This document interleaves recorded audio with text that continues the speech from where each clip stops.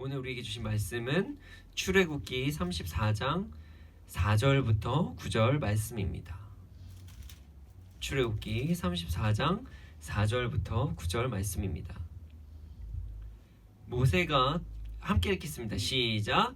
모세가 돌판 둘을 처음 것과 같이 깎아 만들고 아침에 일찍이 일어나 그 두 돌판을 손에 들고 여호와의 명령대로 시내산에 올라가니 여호와께서 구름 가운데 강림하사 그와 함께 거기 서서 여호와의 이름을 선포하실세 여호와께서 그의 앞으로 지나가시며 선포하시되 여호와라 여호와라 자비롭고 은혜롭고 노하기를 더디하고 인자와 진실이 많은 하나님이라 인자를 천대까지 베풀며 악과 과실을 용서하리라 그러나 벌을 면제하지는 아니하고 아버지의 악행을 자손 3대까지 보응하리라. 모세가 급히 땅에 엎드려 경배하며 이르되 주여 내가 주께 은총을 입었거든 원하건대 주는 우리와 동행하옵소서. 이는 목이 뻣뻣한 백성이니이다. 우리의 악과 죄를 사하시고 우리를 주의 기업으로 삼으소서. 아멘. 그 헬스장에 가면요 많은 기구들이 있어요. 헬스장 사실 헬스장이 참고로 얘기하면 이제 콩글리시래요. 다 대부분 아시겠지만 그냥 짐이라고 합니다. 네, 피트니스 센터라기도 하기도 하고 아니면 짐이라고 그래요. 짐. 근데 저도 운동을 되게 좋아해요. 그래서 운동 지금은 많이 못 하고는 있습니다. 헬스장을 꼭 다녔었는데 지금은 헬스장을 다니지는 않고 있어요. 요즘에 이제 저희 청년 하나가 저한테 자꾸 크로스핏을 하자고 얘기는 하는데 못할 것 같아요. 저도 헬스장을 한번 다녀볼까 고민 중이긴 합니다. 어쨌든 무거운 기구들이 많아요. 헬스장에 가면요. 그리고 그걸 사람들이 막 들었다 놨다 합니다. 근데 우리가 이게 운동이다라는 것을 알고 보니까 이게 당연한 건데요. 이게 만약에 우리가 한 60년 70년 전으로 돌아가거나 아니 더 멀리 가면 한 100년까지 가면요 이 사람들 이상한 사람인 거예요. 그쵸? 뭔가 이상해요. 사서 고생해요. 무거운 거 막 들었다 놨다 하고 이거 뭐 하는 건지 무슨 노동하는 것도 아니고 그럴 일이 없었잖아요 그때는. 근데 그렇게 많이 근력 운동을 합니다. 근데 중요한 게 있어요. 그게 이상한 행동이라는 거예요. 옛날 사람들로 보면은 지금이야 막 운동하려고 그렇지만요. 근데 우리가 그래서 느낄 수 있는 게 있어요. 아무리 운동을 좋아하는 사람이라도요 24시간 동안 이거 들고 이렇게 서 있진 않아요. 그쵸? 그렇지 않아요. 보통 이제 이렇게 운동 얘기할 때 많이 얘기하는 게 수축과 이완을 이야기를 합니다.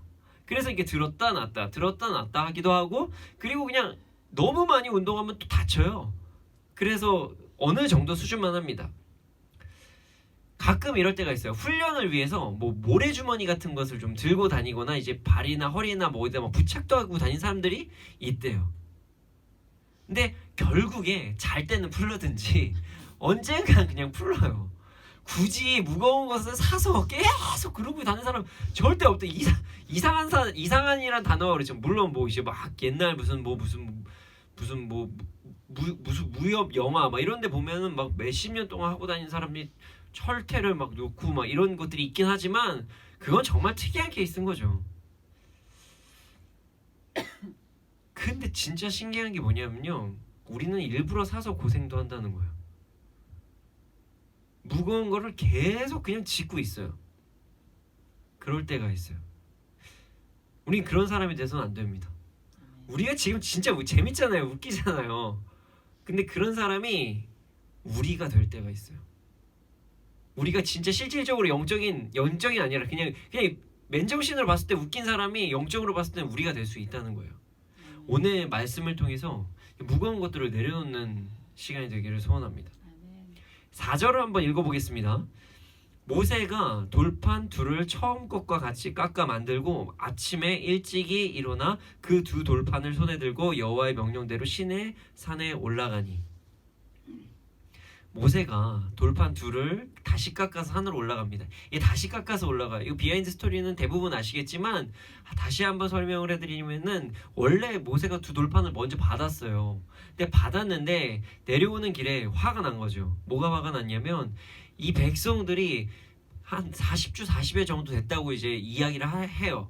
근데 이 백성들이 밑에서 자기가 말씀을 받으러 간 그 하나님을 만나러 간 그 사이를 못 참고 금송아지를 만들어서 그 금송아지가 하나님이라고 이야기를 한 거예요. 그리고 나서 거기다 막 예배를 드리고 있고 막 축제를 벌리고 있고 이런 상황을 본 거죠. 그래서 모세는 하나님의 마음을 가지고 그 돌판을 이거는 이 계명 받았다고 좋은 게 아니잖아요. 하나님과 관계가 우선인데 그래야 뭔가 지키든 말든 하죠. 그래서 너희들의 이런 행동은 하나님과의 관계를 깨트리는 거야 라는 거 상징적으로 그 돌판을 던져서 깨트립니다. 물론 이렇게 여러 가지 해석을 하시는 분도 있어요. 모세가 욱했다 그렇게 바라볼 수도 있어요. 그런 욱했는지 아니 그렇게 해석할 수도 있어요. 그 잘못된 해석은 또 아닙니다. 근데 사실은 그 성경의 원리를 좀 보면요 우리가 이렇게 해석을 할 수 있다는 거예요. 돌판이 그냥 깨트렸어요. 근데 하나님께서 그럼 모세에게 한마디 하셨겠죠. 야 너 뭔데 그러냐 이렇게 하셨겠죠. 근데 그걸 그냥 넘어가고 그냥 새 돌판을 가지고 와라 넘어갔죠. 사실 잘 생각해보면요 우리가 바위를 내려쳤다는 그 사실만으로도 가나안 땅 못 들어갔거든요 제대로. 근데 여기서 만약에 그 돌판을 부셨어요. 이게 만약에 정말 잘못됐다 그러면 하나님께서 바로 야 너 아웃 이렇게 하셨겠죠. 모세에게 정말 엄하셨으니까요. 하나님께서 그 두 돌판 새로 갖고 오라고 말씀하셨던 거는 그런 마음이었어요. 이 언약이 깨어지는 거다. 이것을 상징적으로 표현하기 위해서라고 많이들이 이야기하고 저도 그것에 대해서 이제 동의를 하고 있습니다. 어쨌든 그랬습니다. 그래서 새로운 돌판을 가지고 올라가는 상황이에요. 시내 산으로 다시 올라갑니다. 그리고 나서 이제 5절을 한번 읽어보겠습니다. 5절 여호와께서 구름 가운데 강림하사 그와 함께 거기 서서 여호와의 이름을 선포할세. 하나님께서 강림하셨어요. 그리고 모세와 함께 하셨어요. 올라갔는데 모세와 함께 하셨다는 거예요. 그리고 나서 자신의 이름을 선포하셨습니다.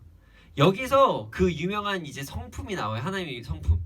그 사람들이 하나님의 성품에 대해서 강의를 할 때 보통 여기 이 출애굽기 이 구절에 대해서 하나님의 성품에 대해서 이야기를 하기도 하고요. 그리고 이스라엘에서는 이제 하나님의 성품을 13가지로 나눠가지고 이제 많이 가르치기도 한다고 합니다. 근데 오늘은 일단은 그 6절부터 그 하나님의 성품에 대해서 한번 짚고 나서 다시 한번 말씀을 돌아가려고 합니다. 6절에서 7절에 보면요 하나님의 성품 7가지 정도가 나옵니다. 그래서 6절 7절을 다시 한번 읽어보겠습니다. 6절 7절을 읽어보겠습니다. 여호와께서 그의 앞으로 지나시며 선포하시되 여호와라 자비롭고 은혜롭고 노하기를 더디하고 인자와 진실이 많은 하나님이라. 인자를 1000대까지 베풀며 악과 과실과 죄를 용서하리라. 그러나 벌을 면제하지는 아니하고 아버지의 악행을 자손 3대까지 보응하리라. 네, 모세는 돌판을 들고 올라왔어요. 그리고 나서 하나님을 만났죠. 하나님께서 강림하셨어요.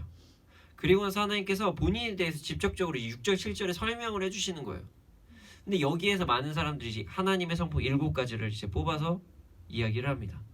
오늘은 사실 하나님의 성품에 대한 부분에 대해서 이야기할 시간은 아니라서 7가지가 무엇인지 잠깐만 이야기를 하고 바로 넘어가고자 합니다. 7가지 중에서 일단은 먼저 이야기를 하세요. 여호와라. 이건 사실 성품은 아니고요. 하나님이 어떤 분이신지를 말씀해 주시는 거예요. 여호와라는 부분, 사실은 언제 이 여호와라는 말씀을 받았냐면요, 모세가 이제 애굽으로 넘어가기 직전에 받은 말씀이에요. 여호와라는 부분이 스스로 있는 자. 정말 유명한 이제 단어죠. 그래서 우리가 어떤 데서는 이제 야훼, 여호와, 야훼 여러 가지를 많이 사용하고도 합니다. 누구에게도 속하지 않고 누구를 의존하지도 않고 그냥 스스로 계신 분, 이렇게 이야기를 하고 계십니다. 가끔 이제 어떤 분들이 저에게 질문을 하실 때가 있어요. 이상해요. 하나님 도대체 어디에서 나왔어요? 하나님이 뭐 어떻게 나왔어요? 아니면은 우리 태어났잖아요. 하나님 어떻게 되신 거예요? 여기에 대한 해답을 하나님께 주신 거예요. 인간이라면 당연히 궁금하거든요. 왜냐하면 인간의 수준에서 생각하기 때문에. 자, 여기서 스스로 나오신 분은 한 분도 없으세요. 다 어떤 분이 낳으신 분들이십니다. 저도 그렇고요.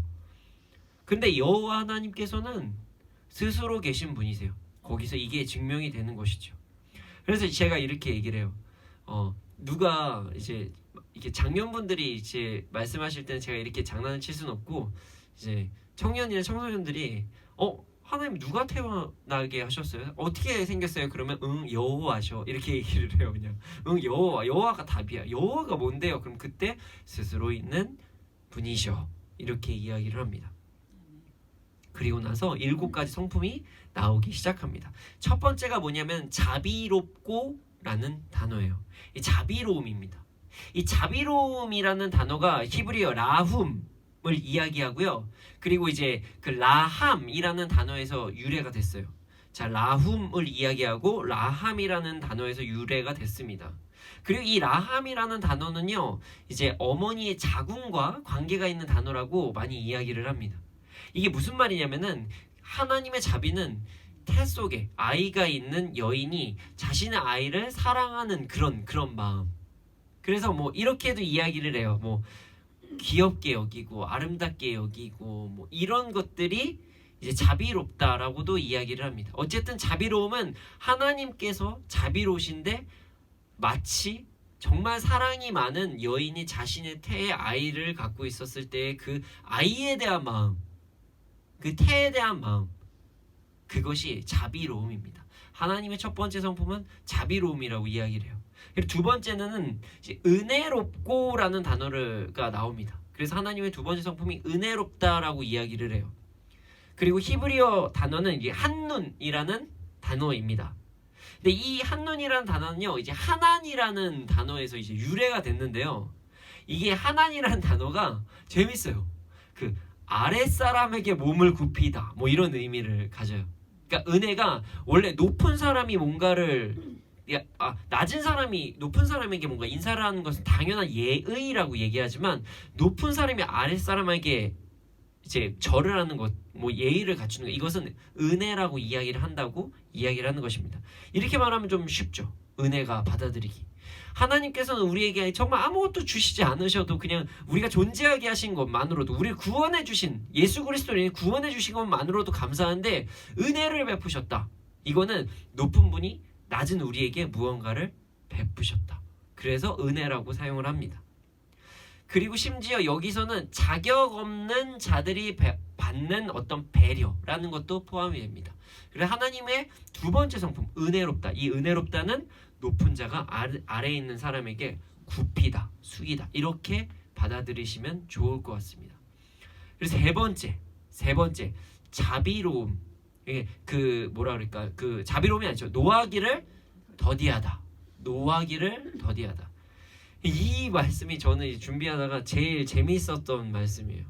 노하기를 더디하다. 이게 히브리어 원어로 보면요, 진짜 재밌어요. 뭐냐면 아레크라는 히브리어, 이 길다라는 아레크라는 단어와 그 아프라고 얘기하는 이제 코라는 단어가 합성된 거예요. 자, 그 뭐냐면은 아레크 아프라는 단어는 코가 길다라는 단어라는 거예요. 자, 노하기를 더디게 하다. 이게 코가 길다라는 것을 노하기가 더디다라고 이야기를 한대요. 이게 무슨 말이냐면은 그 당시에 좀 상황과 좀 환경을 알아야 됩니다. 당시에 화가 난 사람들은 이제 코에서 열이 난다고 생각을 했대요. 그래서 코가 길면은 열을 덜 낼 거 아니에요. 그 참을성이 긴 사람이 코가 길다, 이렇게 유래를 했다고 합니다. 그러니까 우리가 이제 만화 같은데 보면은 막 씩씩거리잖아요. 이렇게 거리고 막 씩씩거리잖아요. 그거를 히브리인들은 보고 화난 사람은 코에서 열이 나는구나 라고 생각했던 거예요. 그래서 하나님은 코가 기신 분, 그러니까 노하기를 더디하시는 분, 이렇게 이야기했다고 합니다.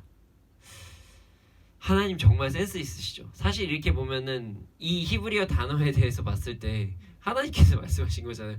그 민족에 맞게 말씀을 하신 거니까요. 물론 그 민족이 쓴 거긴 하지만 참 재미있어요. 네 번째입니다. 인자가 많으심이라는 부분입니다.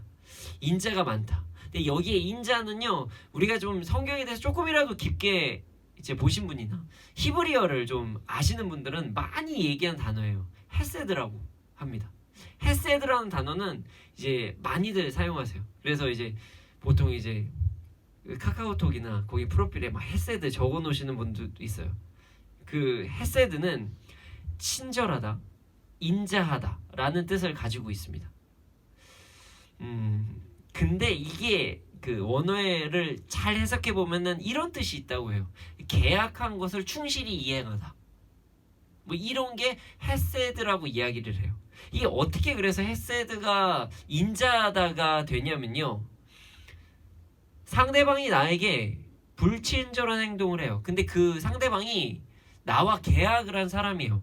분명히 이 사람이 계약한 사람이 나에게 불친절함을 했을 때 내가 이 계약을 파괴하거나 아니면은 그냥 나도 똑같이 안 할 수도 있지만 그냥 나는 그대로 잘하는 거예요. 그냥 계약을 그대로 그냥 충실히 이행하는 것이에요. 그게 헤세드라는 것이죠. 자, 우리가 이제 장로교에서는 뭐 계약 신학, 언약 신학 뭐 이런 얘기를 하곤 합니다. 하나님께서 우리를 자녀 삼아 주셨죠. 하나님께서 우리를 자녀 삼아 주셨는데 이게 계약이라는 것이에요. 일종의. 그런데 우리는 하나님 말씀을 진짜 안 들을 때가 있어요. 그럼에도 불구하고 참으시고 계속 하나님의 뜻은 이루시는 이 상태가 헤세드라고 이야기를 하는 거죠. 그래서 인자하심이 그런 상황이라는 것을 우리가 이야기하면 좀 해석하기가 편할 것 같습니다. 그리고 다섯 번째는 진실이 많으심입니다. 이게 히브리어 에메르라는 단어인데요. 이게 확실하다, 옳다, 참되다, 신실하다, 진실하다 뭐 이런 단어래요. 이건 뭐 굳이 설명을 하지 않아도 잘 아실 테니까 넘어가겠습니다. 그리고 여섯 번째는 인자가 지속되다. 인자가 지속되다라는 부분이 있어요. 우리가 잘 알아야 되는 게 있어요. 인자가 많은 것과 인자가 지속한 것은 좀 다릅니다. 예, 좀 다른 부분이에요. 우리가 착각할 수 있어요. 뭐가 많다고 이게 끝까지 가진 않잖아요. 그렇죠? 순간적으로 많을 수 있어요. 예, 감정적이신 분들이 순간적으로 막 사랑은 진짜 많은데 화가 나면 갑자기 또 그게 팍 떨어질 때가 있어요. 그렇죠? 그럴 때가 있습니다. 그래서 이게 어느 순간에서도 끝까지 가는 게 진짜 중요합니다. 근데 하나님은 그 인자가 천대까지 이른다. 그러니까 끝까지 가신다. 그래서 하나님의 성품 중에서 여섯 번째가 인자가 지속되다가 있습니다. 그리고 마지막으로 이제 일곱 번째는 죄를 용서하심이 있습니다. 용서하시는 하나님. 근데 여기 성경에요. 악과 과실과 죄라고 표현이 돼 있어요. 이게 용서하시는데 하나의 그냥 죄라고만 하시지 않고 악과 과실과 죄라고 표현되어 있습니다. 그리고 이 용서라는 단어가 진짜 재미있어요. 뭐냐면 나사라는 히브리어 단어입니다. 이게 들어올리다라는 뜻이에요. 들어올리다.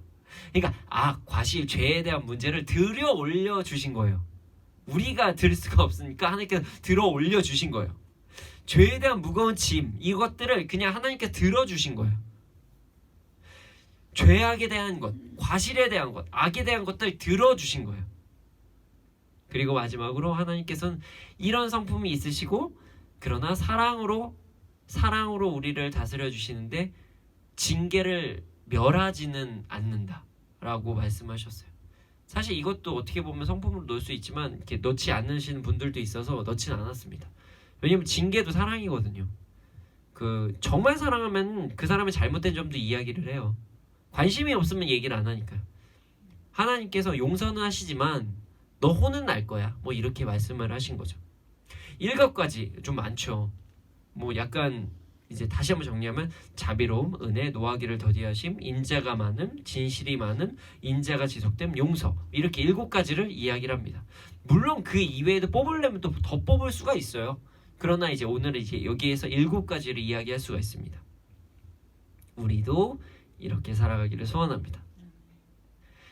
하나님만큼 그렇게 살지 못하지만 당연히 못하죠. 그러나 이거를 노력하는 우리가 되기를 소원합니다.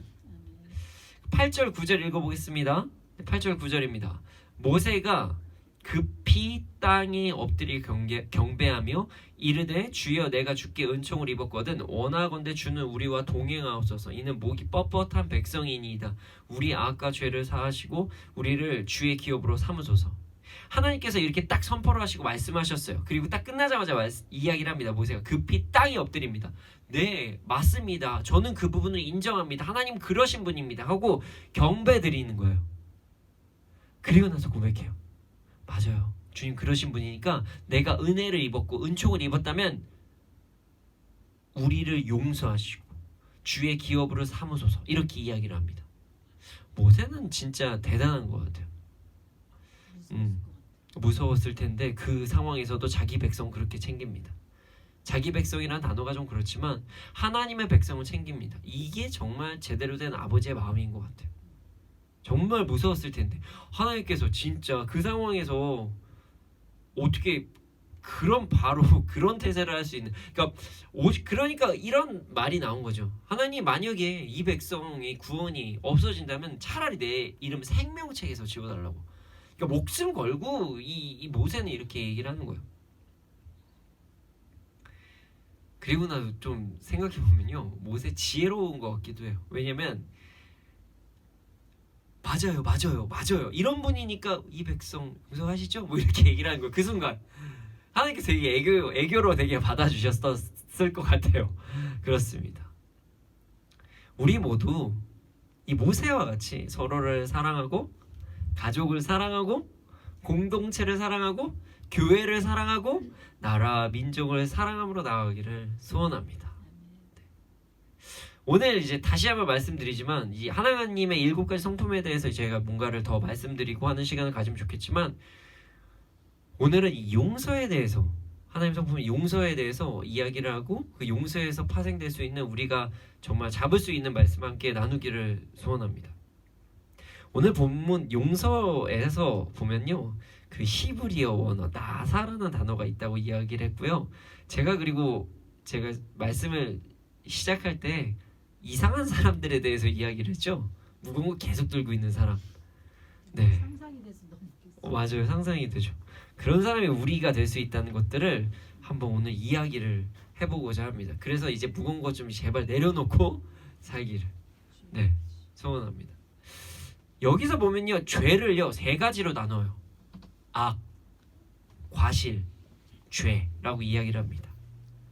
하나님께서는 이 용서에 대해서 이야기를 하실 때, 말씀을 하실 때 3가지를 구체적으로 이제 이 말씀을 하셨다는 거예요. 근데 여기에 보면요, 그 악, 과실, 죄를요 원어로 보면 더 리얼하고 재미있습니다. 먼저 악부터 볼게요. 악은요 히브리어 아본을 이야기합니다. 아본이에요. 아본이라는 말이 뭐냐면 사악함, 그리고 도덕적으로 악한 것, 범법, 해를 끼치는 것을 이야기를 합니다. 그리고 두 번째 과실은요 페샤라는 단어를 사용합니다. 이 페샤는요 반역을 이야기해요. 반역, 잘못한 것, 반역. 그러니까 그 국가나 종교적인 반역을 이야기하는데 여기에서는 사실은 그 하나님의 말씀에 대한 반역이겠죠. 이런 것들이에요. 종교적으로, 그러니까 도덕적으로는 문제가 안 돼요. 양심으로는 문제가 안 돼요. 그런데 하나님의 법으로는 문제가 되는 것들이 있거든요. 그것에 대한 죄악을 이야기를 하고 있습니다. 그리고 마지막 죄가 하타라는 단어예요. 근데 이게 하타라는 단어가 원래는 헤트라는 단어의 여성형의 단어예요. 그러니까 우리 히브리어를 보면요 어떻게 하냐면요, 이제 성에 대한 부분이 구분이 되어 있습니다. 그래서 이제 하타는 헤트라는 여성형의 단어이고, 그리고 헤트라는 단어는 하타라는 동상에서 나온 거예요. 뭐 굳이 다 이런 거 다 외우실 필요는 없지만 이제 어쨌든 하타라는 거를 기억했으면 좋겠습니다. 그리고 이게 헤트라는 하타가 여성형이라는 것도 한번 기억해 보시면 좋을 것 같고요.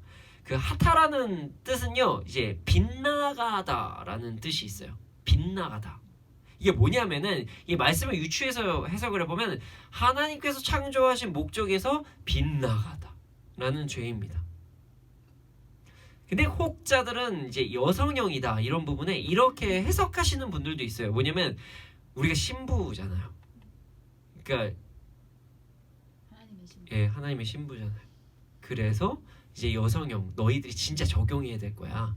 너희들의 창조된 것에 대해서 이야기할 때 이제 여성형을 사용할 때 이렇게 말씀하시는 분들도 있습니다. 어쨌든 떠나서 저는 이제 하타가 빗나가다라는 부분에 초점을 맞춰보고자 해요. 자, 그럼 쉽게 다시 한번 얘기하면 용서란 도덕적인 죄, 진짜 도덕을 넘어서서 기독교적인 관점에서 하나님 말씀에서 벗어난 죄, 그리고 세 번째로 우리의 창조 목적에서 어긋난 죄, 이 죄들까지를 다 용서하신다 라고 이야기를 하신 거예요. 그리고 그것들이 우리를 무겁게 하고 있고 하나님께서는 그것을 들어 올려주신다. 이게 용서의 과정이다. 여기에 한번 생각을 해보자는 거예요. 우리 예수 믿습니다. 물론 이제 말씀을 통해서 보시는 분들 중에서 예수님을 믿지 않으신 분들이 계시다면 예수님 믿기를 소원합니다. 자, 예수님을 믿음으로써 우리는 죄에서 자유함을 얻게 되었어요. 그렇죠? 우리가 죄인임을 믿고 예수 그리스도께서 우리를 위해 대신 죽으시고 그리고 다시 사심을 믿는 자들은 죄를 용서함을 받았어요. 그리고 구원을 받았습니다. 이게 우리가 믿는 것이에요. 그렇죠? 그럼 우리의 신분이 변화가 되었습니다. 자, 어떻게 변화되죠? 죄의 종에서요, 왕같은 제사장, 거룩한 나라, 그의 소유된 백성이 된 것이에요. 그러나 우리가 용서도 받고요, 구원도 이제 받았는데요, 우리 안에 있는 죄성이 남아 있어요. 죄성. 그래서 막 죄를 막 짓게 만드는 거예요. 그래서 로마서에서 보면은 우리가 그냥 우리 자체가 그냥 다 깨끗해졌다가 아니라 판결받았다. 그래서 이신칭의라는 단어를 이제 장로교에서는 사용하기도 합니다. 그래서 계속적으로 죄를 지어요. 우린 용서를 받았지만 우리의 연약함으로 인해서 죄를 지으면서 살아갑니다. 그러나 우리가 진정으로 예수님을 믿는다면 이 죄들을 짓지 않기 위해서 진짜 노력을 해야 돼요. 그리고 회개해야 됩니다. 다시는 그 죄를 짓지 않기 위해서 정말 노력해야 됩니다. 그리고 그 죄가 사회적으로 문제가 됐던 것이다. 그러면 진짜 회개는 뭐냐면요, 대가를 받아야죠. 대가를 치러야 돼요. 이전에 진짜 잘못된 것들이 많이 있었어요. 성경을 정말 잘못 알고 계신 분들이 있으셨던 것 같아요.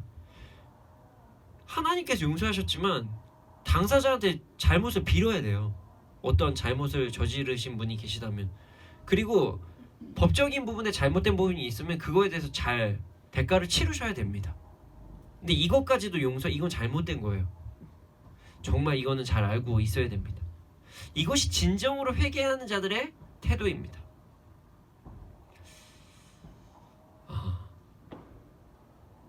죄는요, 우리를 무겁게 만듭니다. 우리를 무겁게 만들어요. 하나님과의 관계를 막 멀어지게 하고요. 그리고 우리의 삶을 막 불편하게 만들어요. 막 무겁게 만듭니다. 그래서 하나님께서 나사라는 히브리어 단어를 사용하셔서 들어올리다, 이렇게 사용을 하신 거예요. 용서가. 죄를 지으면 우리의 마음이 불편하고, 죄를 지으면 하나님과 관계가 불편해지고, 죄를 지으면 사람들과의 관계도 되게 무거워지고 불편해져요. 근데 뭐 요즘은 아니고요, 죄를 짓는 것이 자유라고 얘기하는 사람들이 점점 더 많아지고 있습니다. 심지어 우리 크리스찬 안에서도 그런 상황들이 발생되고 있어요.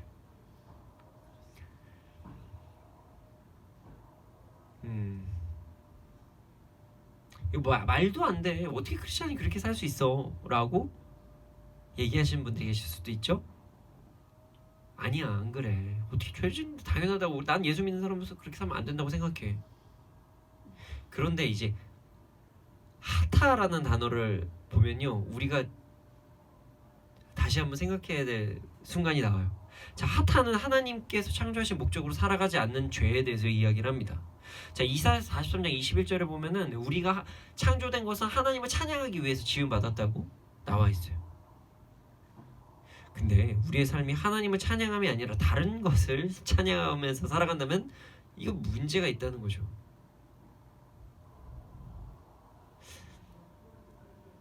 페샤라는 단어는 반역이에요. 말씀대로 살아가지 않는 법에 대해서 이야기를 합니다. 우리가 사회의 법, 어떤 양심의 법에 관계가 없는 그런 우리 그 말씀에만 통용되는 법들이 있어요. 예를 들어서 우상 숭배, 뭐 동성애 이런 것들이 있습니다. 동성애가 세상에서 뭐 죄란 얘기는 안 하거든요. 세상에서 다른 종교를 인정하는 것이 되게 넓은 아량이라고 이야기를 해요. 근데 말씀에서는 그 우상 숭배라고 얘기를 하죠. 심지어 그 우상 숭배에 대해서 말씀을 하실 때 뭐 가족까지 우상 숭배가 될 수 있다라는 것도 있어요. 그러니까 오죽하면 이제 성경에 보면은 가족까지도 다 버리고 나를 따르는 이런 단어가 나옵니다. 말씀이 나와요. 세상에서는 성평등을 이야기를 해요. 이제 모든 성을 존중해야 된다 뭐 이런 얘기를 하죠. 근데 우리는 어느 부분에서는 이게 죄가 될 수 있다라고 이야기를 해요. 죄는 죄니까요. 물론 오해하시지는 않으셨으면 좋겠습니다. 저는 이제 동성애에 대해서 이야기할 때 죄에 대해서만 다뤄요. 그 사람에 대해서 어떤 그 사람이 잘못했다고 얘기하진 않아요. 죄를 불쌍히 여겨야 되는 거죠. 사람은 불쌍히 여기되 죄는 죄예요. 그래서 제가 색안경 끼고 사람들을 보진 않지만 저는 죄송하지만 전 죄라고 말할 수밖에 없습니다라고 전 그냥 이야기를 합니다. 위아 같은 것, 그러니까 이런 것들은 어떤 도덕적으로 잘못된 건 없어요. 근데 죄라는 거죠. 그리고 마지막으로 아본이에요. 도덕적으로 잘못된 것들 이야기를 해요. 양심에 대한 부분까지도 이야기를 합니다. 죄에 대한 범위 정말 넓죠.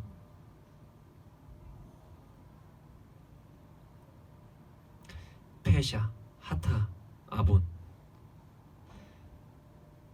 여기에서 그러면은 우리가 죄를 안 짓지 않는 것 같아요.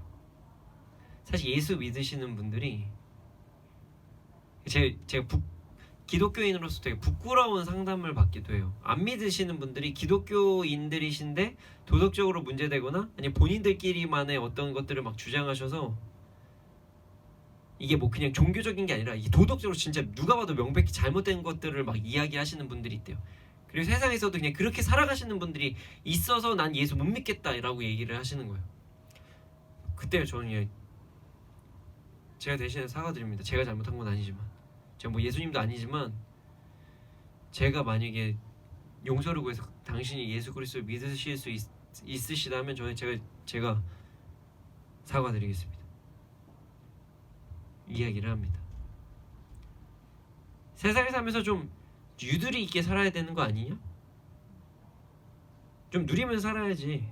자유해도 된다고 라고 기독교인들 안에서도 많은 이야기를 하고 있어요. 아닙니다. 제가 지금 어떤 거를 막 정죄하고 막 구속시키려고 그러는 게 아니에요. 그냥 진짜 말씀대로 이야기하는 거예요. 페샤, 하타, 말씀에 어긋나는 것, 그리고 창조 목적에 어긋나는 것, 이거 죄라는 것이에요. 그리고 이게 우리의 삶을 억누른다는 것을 잊지 말아야 돼요. 세상의 기준으로 잘 살아간다는 것이 우리가 자유로운 게 절대 아니라는 것을 우리 잊지 말아야 됩니다. 자신이 하고 싶은 대로 살아가는 것이 자유로운 것이 아니에요. 이거 진짜 착각이에요. 이런 사람들은 마치 헬스장에서 막 200kg도 넘는 역기에 깔려 있으면서도 내가 자유하다고 얘기하는 거예요. 운동선수도 그렇게는 안 살 거예요.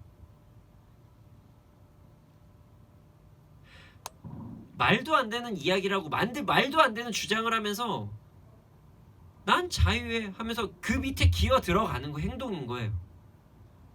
하나님께서 이미 용서해 주시고 무거운 짐 우리 다 들게 들어주셨는데 왜 굳이 밑으로 들어갑니까? 말씀이 막 고리타분하다고 생각하실 수도 있고, 세상에서 막 적용이 안 될 것 같고, 막 그래도 말씀이고 세상은 세상이다 이렇게 얘기할 수도 있고, 하나님은 찬양하는 게 좀 부끄러워. 이런 삶이 오히려 더 200kg 이상 300, 400, 몇십만 톤의 무거운 그런 무게 안에 기어 들어가는 삶입니다. 뭐가 편안한 삶일까요? 내 마음대로 사는 것? 나 편한 대로 사는 것? 내 생각대로 사는 것? 그렇다면 여러분, 우리가 예수 믿지 않는 사람들이랑 다를 게 뭐가 있을까요? 진정한 평안이 주 안에 있어 해놓고 다른 데서 더 평안을 느끼면 우리가 다를 게 뭐가 있을까요? 여러분, 우리 진짜 평안 안에서 살아야 됩니다. 진짜 평안 안에서. 이 말이요, 어떤 것을 제가 막 구속하고 정죄하려고 하는 말이 절대 아니에요. 저도 그렇게 살고 싶어요. 진짜 평안 안에서. 근데 경험해 보신 분들은 아실 거예요. 정말 신기해요. 세상에 아무것도 없고 세상이 너무 어려운 상황이 있더라도 예수만 있고 예수님이 내 안에 충만하잖아요. 진짜 평안해요. 그거를 진짜 맛보셨으면 좋겠어요. 그것을 누리셨으면 좋겠어요.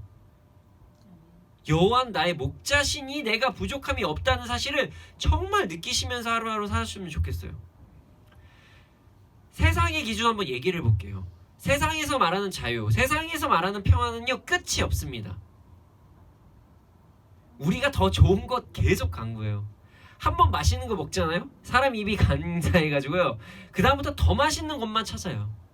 그게 무슨 말이냐면 계속 갈급하다는 거예요. 그걸로는 채워지지 않는다는 거예요. 처음에 한 정말 10평에서 사시던 분이 20평에서 살다 보면은 다시 또 그 이사를 가요. 그러면 거기도 나중에 되면 또 좁다고 하고 30평, 40평, 100평 지구를 통째로 다 살아도 나중에는 부족하다고 할 수도 있을 것 같아요. 인간의 욕심은 끝이 없어서. 근데 그게 욕심의 끝이 없어라기보다 그게 만족할 수 없는 것에 만족을 하려고 해서 그렇다는 거예요. 진짜 만족은 예수 그리스도 안에 있습니다. 왜냐하면 우리가 그거를 통해서 만족하는 것으로 이제 창조되지가 않아서 그래요. 우리의 진짜 만족함, 우리의 진짜 창조된 것은요, 예수 그리스도 안에서 정말 하나님을 찬양하기 위해서 창조됐기 때문에 우리는 하나님을 찬양하고 주 안에 있을 때 자유함을 얻는다는 것이에요. 나라가 지금 되게 힘들긴 해요. 진짜 어려워요.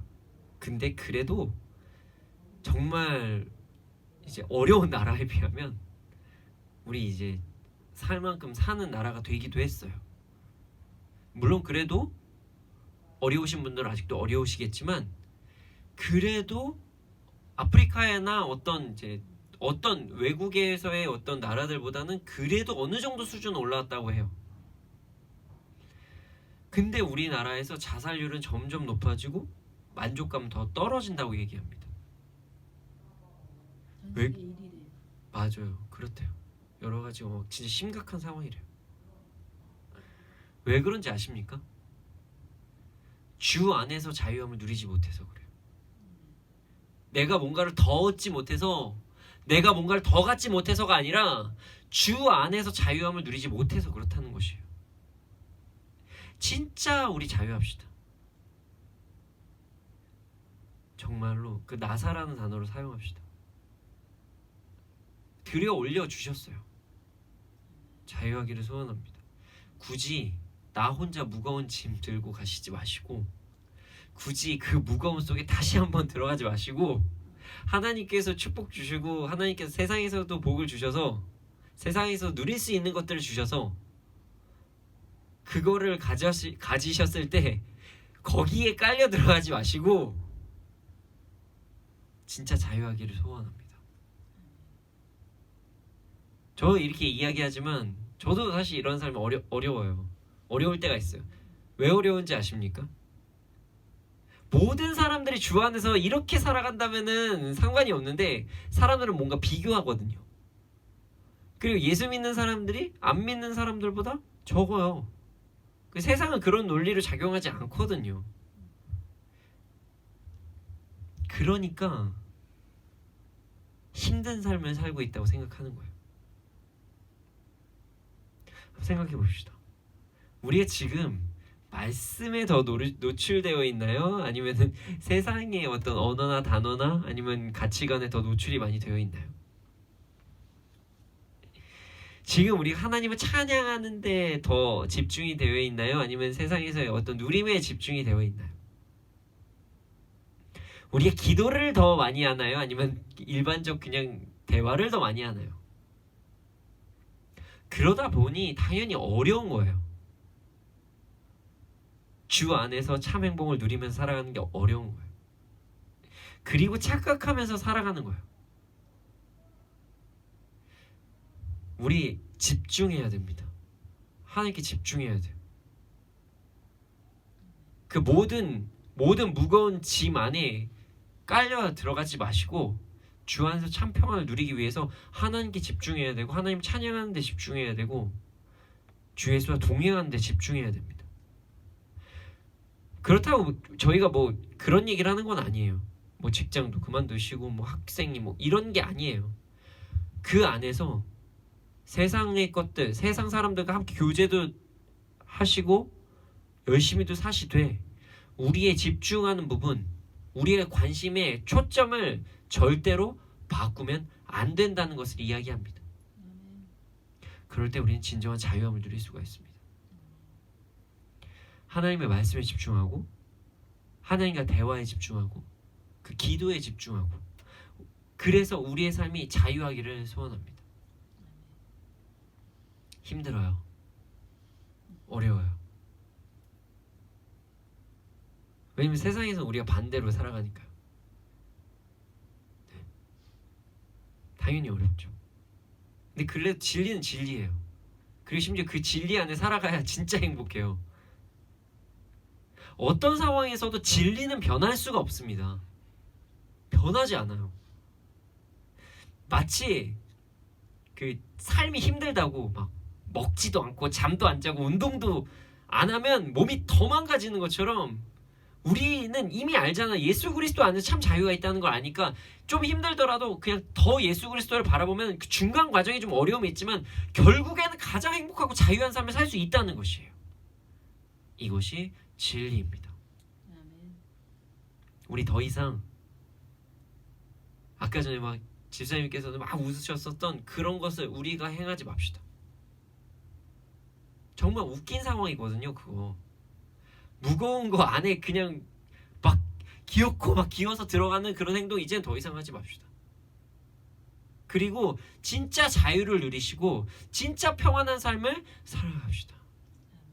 그렇게 자유를 누리면서 주 안에서 평안한 삶을 사는 우리가 되기를 소원합니다.